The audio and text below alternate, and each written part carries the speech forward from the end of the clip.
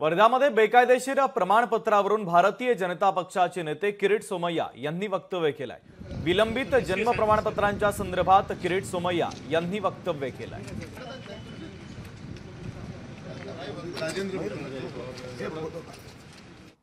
महाराष्ट्रात असं लक्षात आलं आहे की अधिकार नसताना नायब तहसीलदार यांनी 50,000 विलंबित जन्म प्रमाणपत्र दिले आहे।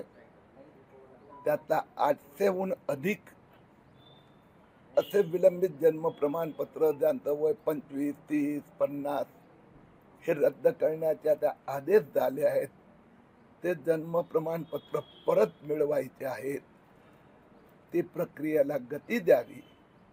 जिल्हाधिकारी आणि सगळे अधिकारी उपस्थित होते। त्यांनी आश्वासन दिले आहे की पुढच्या 15 दिवसात हे 800 बेकायदेशीर जन्म प्रमाणपत्र परत घेतले जाणार। लोकशाही मराठी ऐका, पहा, जागरूक रहा।